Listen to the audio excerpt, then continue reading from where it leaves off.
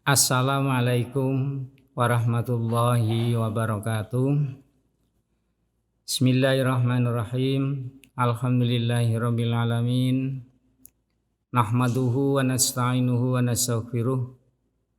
Wa na'udzu billahi min syururi anfusina wa min sayyiati a'malina. May yahdihillahu fala mudhillalah wa may yudlilhu fala hadiyalah.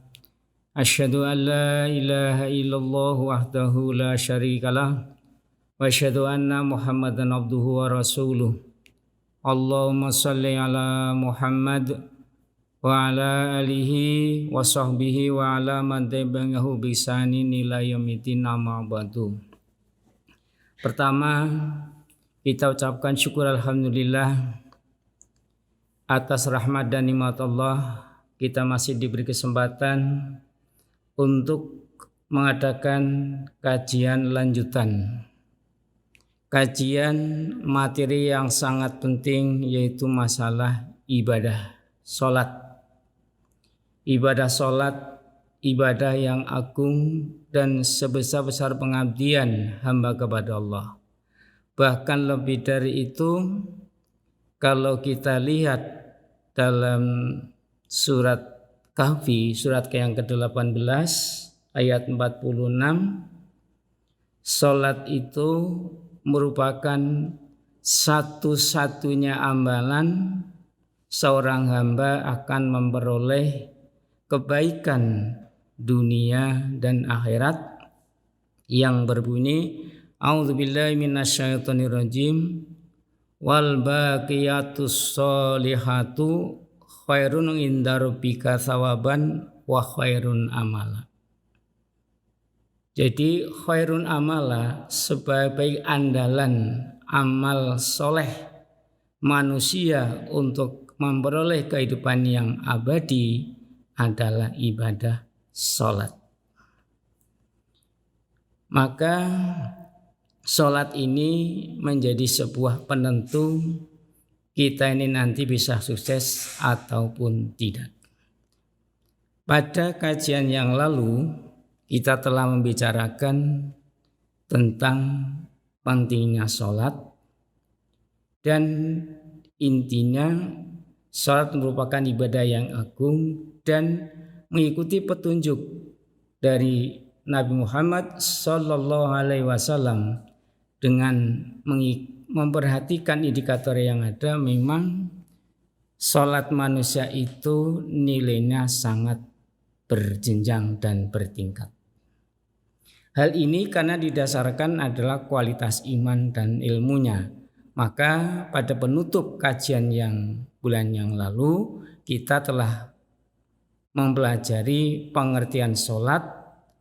Yang pertama, sholat digambarkan dengan gambaran aspek fisik, yang artikan ta'rifus sholat bitasfir, gambaran fisik. Dan yang kedua adalah pengertian sholat dengan hakikah, dengan hakikat sholat.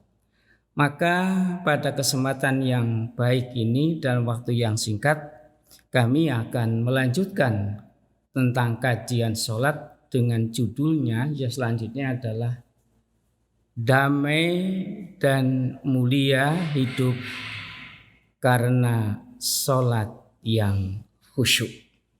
Maka untuk menunjang materi ini, ada 6 hal yang akan kita bicarakan.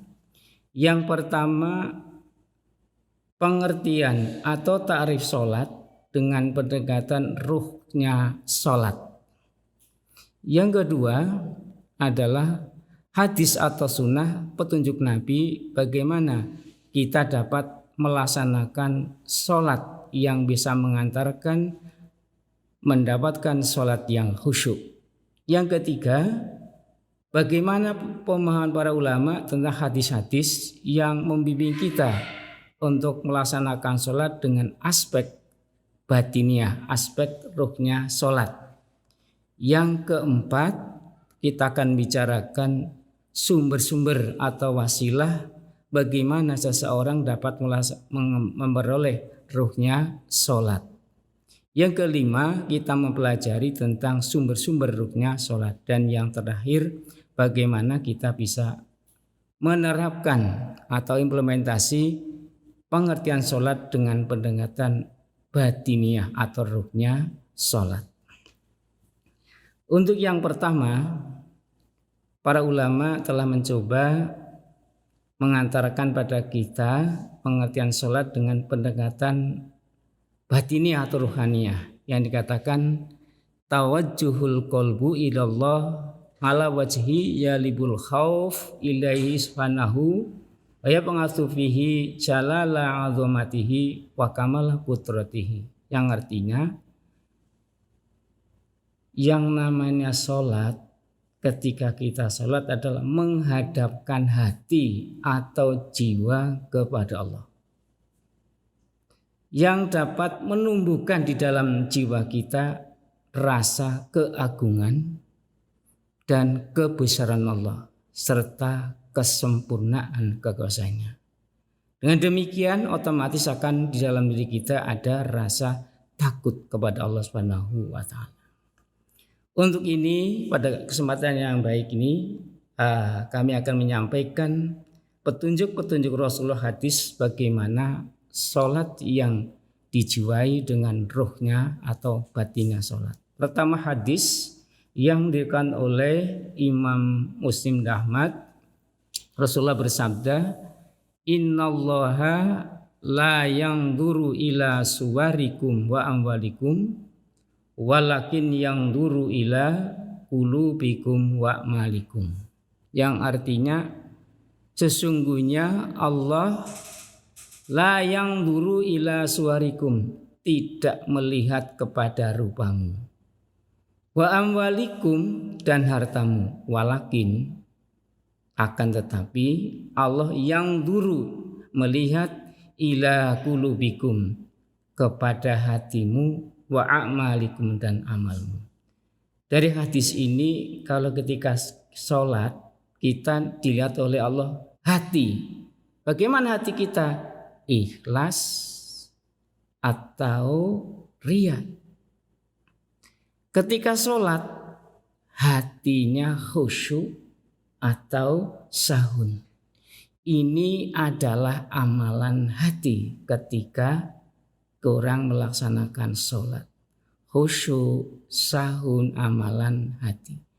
Wa amalikum, dan Allah akan melihat amalikum, yaitu proses aktivitas fisik kita dan bacaan kita. Apakah bacaan, gerakan-gerakan dalam sholat itu sesuai dengan sunnah Rasul atau tidak? Inilah yang menjadi dasar Allah menilai ibadah sholat kita. Kemudian yang kedua, Rasulullah memberikan petunjuk pula tentang bagaimana kita bisa melakukan sholat yang dengan dijiwai ruhnya sholat.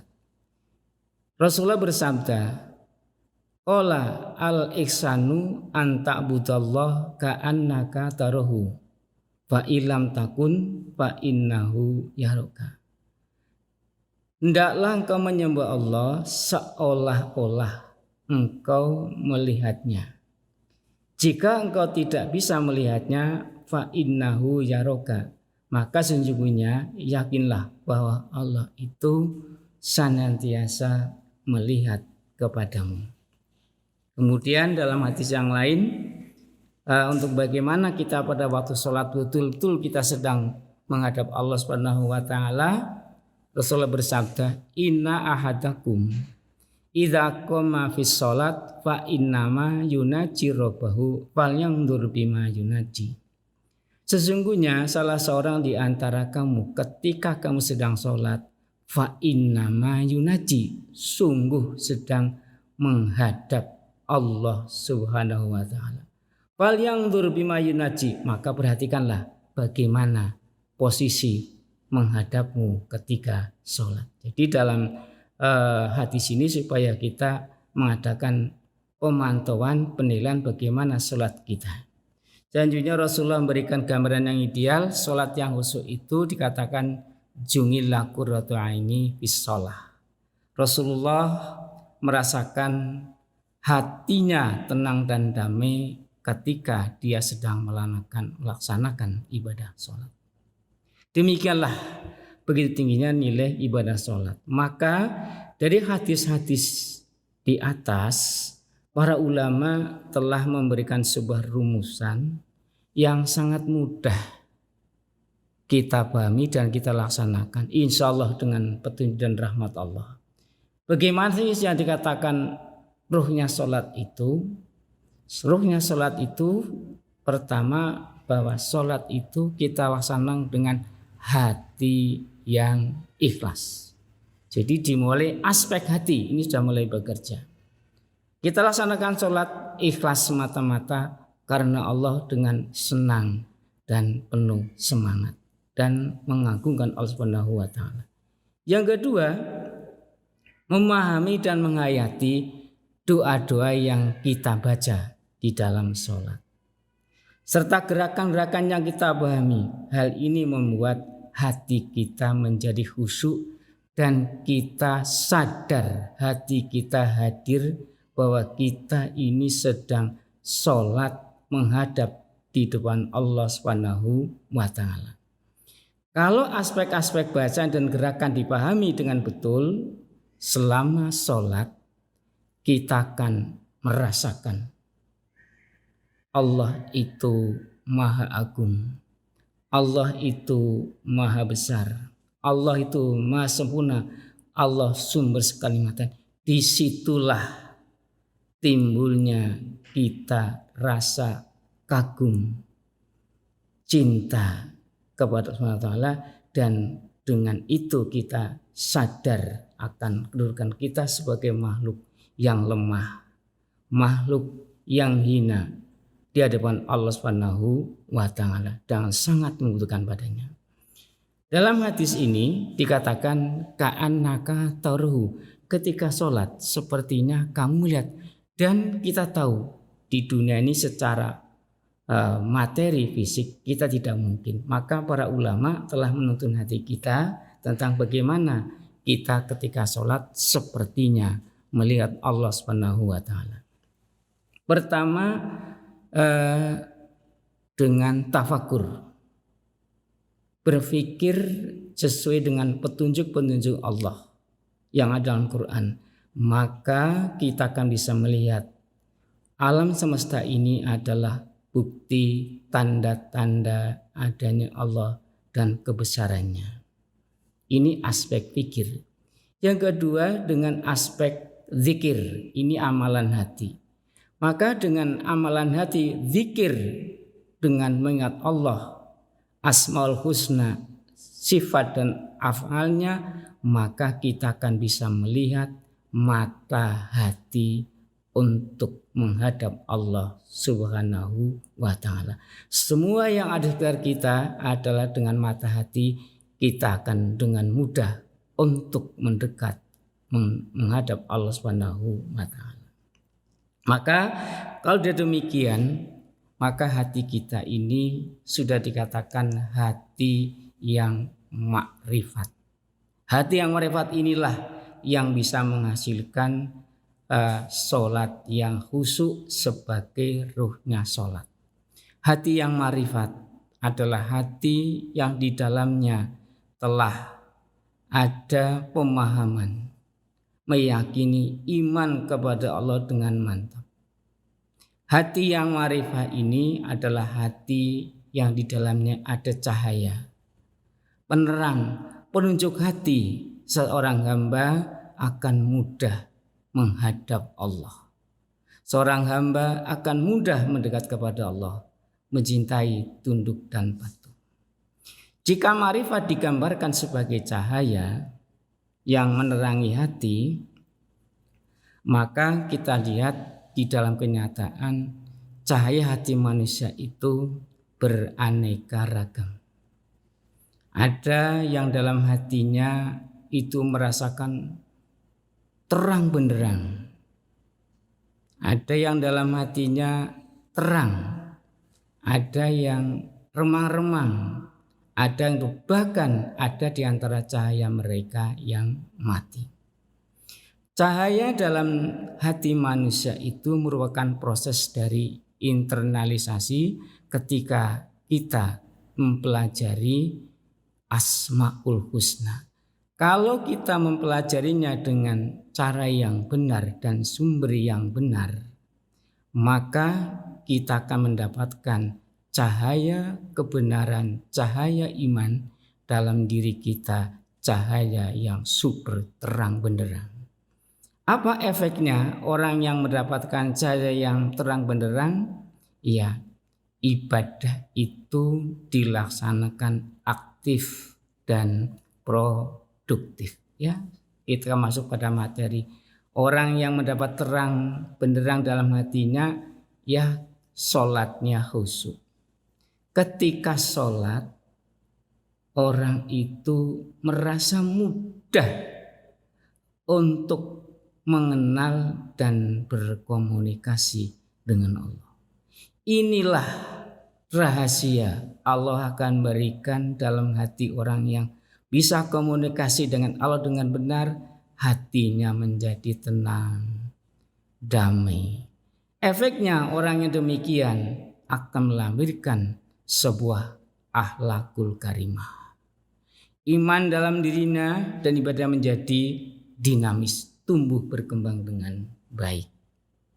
Maka dengan demikian, sholat yang semula merupakan kewajiban menjadi beban, karena aktif dan dinamis, maka sholat menjadi kebutuhan. Sholat merupakan sebuah aktivitas yang menyenangkan, sebagaimana yang dicontohkan oleh Nabi, qurratu aini fis shalah, karena cahaya merupakan sumber kebahagiaan, cahaya sumber kenikmatan. Sebagaimana kita layaknya tiap saat kita membutuhkan cahaya untuk melakukan aktivitas yang membahagiakan.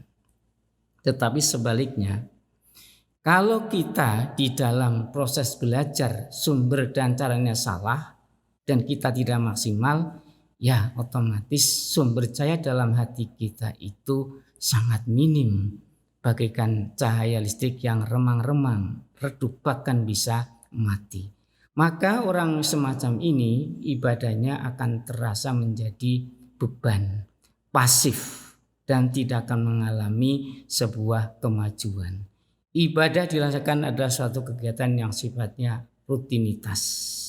Maka orang ini pasif, tidak akan bisa mengalami sebuah kemajuan. Bahkan yang tragis, tidak sedikit cahaya menjadi padam, yang tadinya orang itu beribadah lama-lama meninggalkan. Bahkan naudzubillah min dzalik, dia menjadi orang yang fasik, apalagi menjadi orang yang murtadin. Atas dasar ini kita mengenal Allah ditunjukkan dengan dua cara. Yang pertama yaitu dengan tafakur, yaitu menggunakan logika kita yang objeknya adalah alam semesta sebagai ayat-ayat kauniyah. Yang kedua dengan tadabur. Oh, ini adalah amalan hati yang wasilah objeknya adalah ayat-ayat kauliyah, yaitu Asmaul Husna. Yang selama ini kita kenal Asmaul Husna itu ada 99. Mestinya tidak terbatas itu. Namun sementara yang kita kenal dengan kita Asmaul Husna adalah ada 99. Bagaimana Asmaul Husna menjadi sumber kekuatan ruhnya sholat? Maka dalam pelajari pertama ada 4 tingkatan.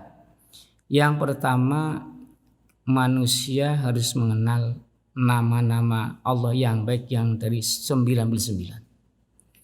Setelah mengenal nama itu, kemudian mengerti arti dan maksudnya.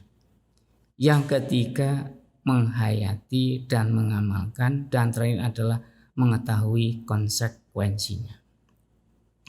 Pada kesempatan yang berbahagia ini akan kami sampaikan tentang Asmaul Husna dengan hal-hal yang sudah biasa kita jumpai dalam kehidupan sehari-hari, yang bahwa Asmaul Husna itu harus bersumber kepada Al-Quran dan hadis. Di antaranya adalah yang biasa kita kenal adalah surat yang sudah familiar yang biasa kita baca setelah sholat, bahkan mungkin biasa kita baca setiap akan tidur sesuai dengan sunnah Rasul, yaitu adalah ayat kursi. Yang kita kenal itu adalah a'zamul ayat, ayat yang paling besar. Ayat kursi sudah kita kenal dan sudah familiar dengan kita baca. A'udzubillahi minasyaitonirrajim. Bismillahirrahmanirrahim. Allahu la ilaha illa huwal hayyul qayyum la ta'khudhuhu sinatu wala naum. Lahu ma fis samawati wa ma fil ard. Man dzalladzi yashfa'u indahu illa bi'idnih. Ya'lamu ma baina aydihim wa ma khalfahum. Wa la yuhituna bi syai'in min ilmihi illa bima syaa. Wasi'a kursiyyus samawati wal arda wa la ya'udduhu hifdzuhuma wa huwal aliyyul azim. Dalam ayat ini orang akan memperoleh sumber cahaya yang sangat besar, menjadi kekuatan ruhnya ikhlas. Yang pertama, Allah adalah la ilaha, tidak ada ilah. Ilah itu sering diterjemahkan Tuhan. Tapi kalau lihat dua referensi yang aku lebih jelas seperti dalam kitabnya Al-Islam, saya mengatakan ilah itu adalah yang maha disembah, yang disembah, ditaati, dipatuhi, dimintai pertolongan dan ditakuti ancamannya. Maka orang-orang musyrik Quraisy dulu tidak mengatakan asyhadu alla ilah, karena ilah itu konsekuensinya adalah hanya menyembah, hanya minta pertolongan kepada Allah Subhanahu wa taala. Kemudian Allah mensifati dalam ayat ini dia adalah Al-Hayyul Qayyum, yang hidup kekal, lagi terus menerus mengurusi seluruh keperluan makhluknya. La ta'khudhuhu sinatu wala naum. Allah tidak mengantuk dan tidak tidur. Lahu ma fis samawati wa ma fil ard. Kepunyaannya apa yang ada di langit dan bumi. Man dzalladzi yashfa'u indahu illa bi'idni. Tiada yang dapat memberi syafaat di sisi Allah tanpa izinnya.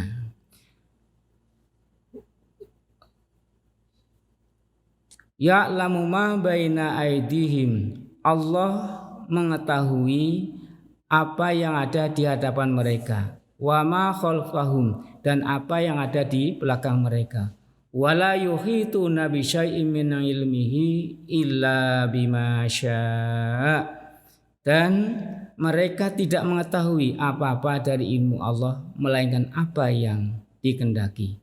Wasi'a kursiyyus samawati wal arda wala ya'uduhuma wa huwal aliyyul azim. Kursi Allah meliputi langit dan bumi, dan Allah tidak merasa berat untuk memelihara keduanya. Allah itu maha tinggi lagi maha agung. Dari ayat ini kita akan mempelajari ada 4 asmaul husna.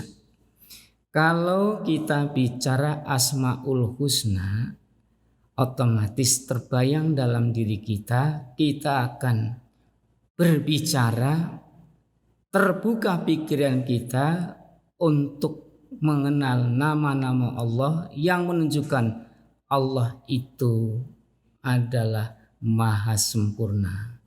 Allah itu maha agung. Allah itu maha besar yang esa.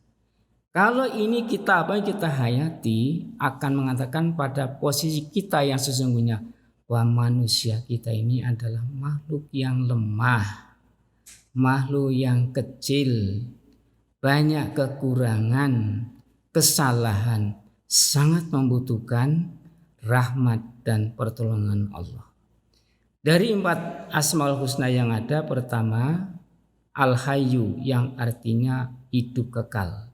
Yang kedua Al-Qayyum, yang artinya terus menerus mengurus makhluknya. Yang keempat Al-Aliyyu, artinya maha tinggi.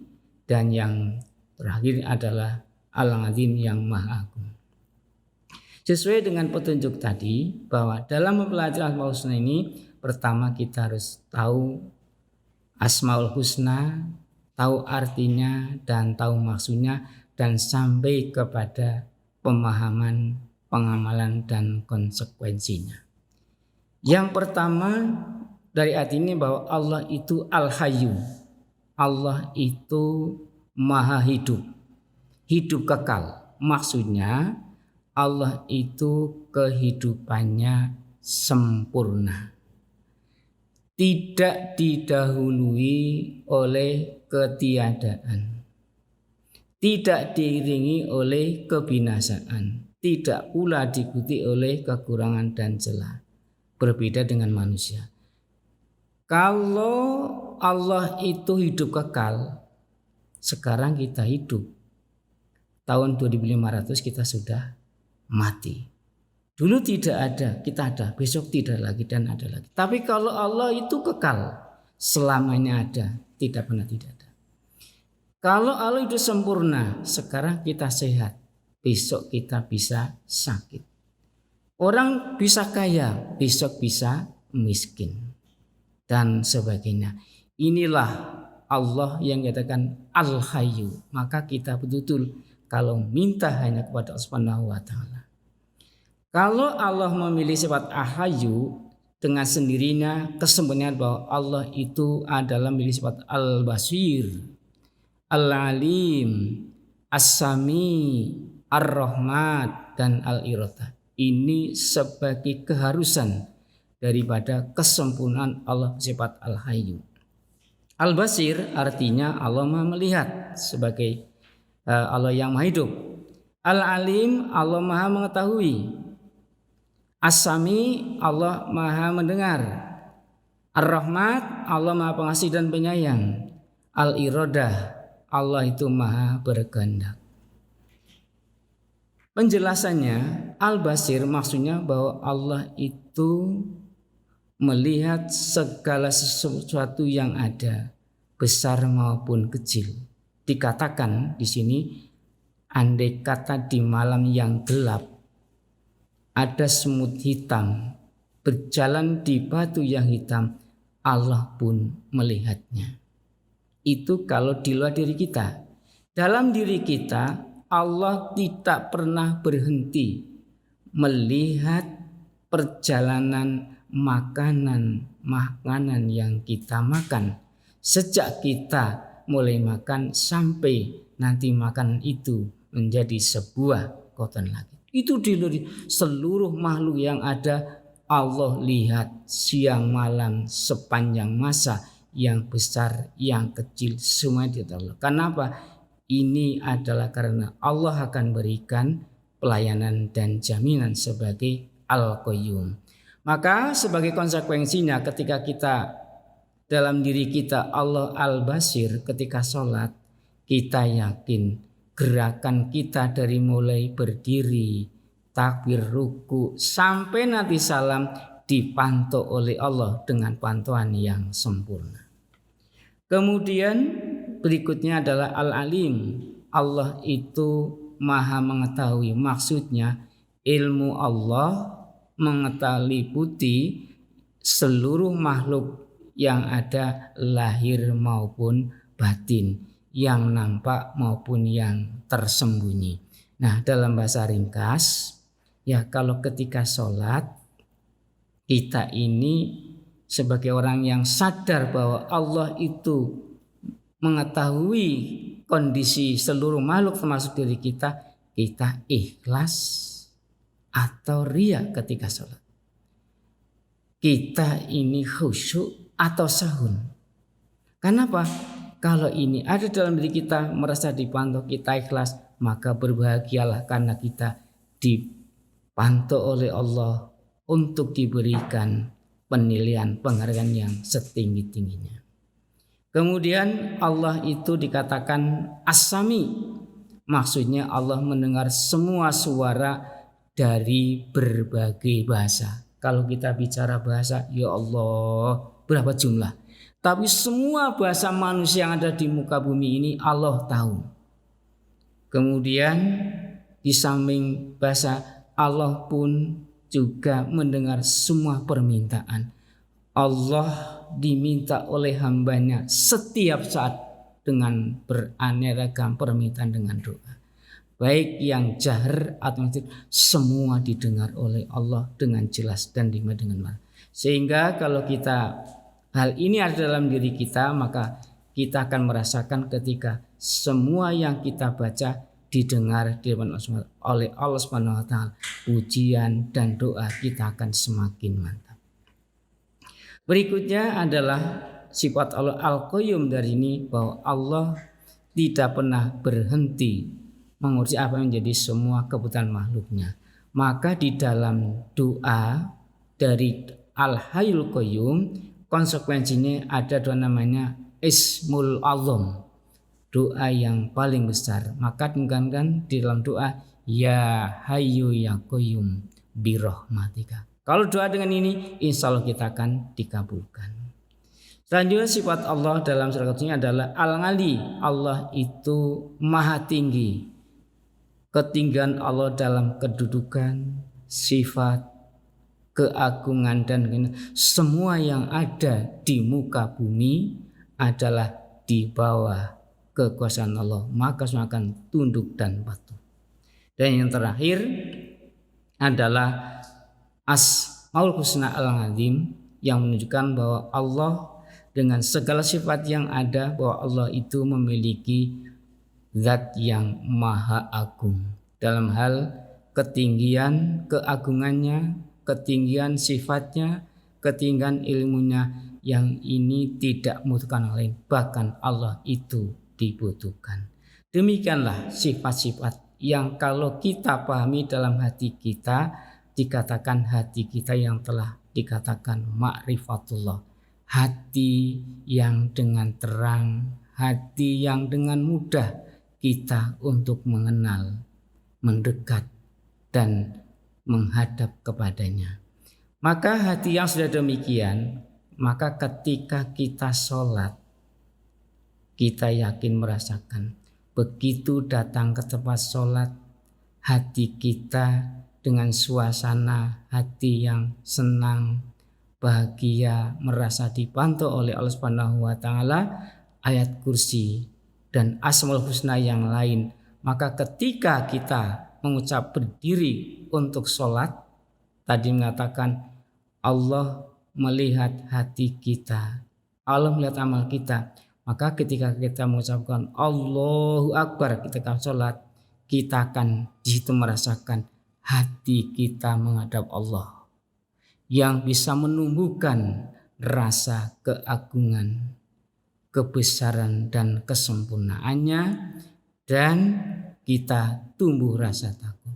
Kalau ini kita mulai sholat demikian seluruh aspeknya, insya Allah inilah yang dikatakan sholat dengan ruhnya. Maka sholat inilah yang akan mengantarkan kita dimulai dari takbir sampai salam, kita akan merasa bertemu dengan Allah, merasa tenang dan bahagia, karena di dalam sholat kita bisa melaksanakan dialog untuk memuji, mensucikan, mohon ampun, mohon petunjuk, mohon rezeki.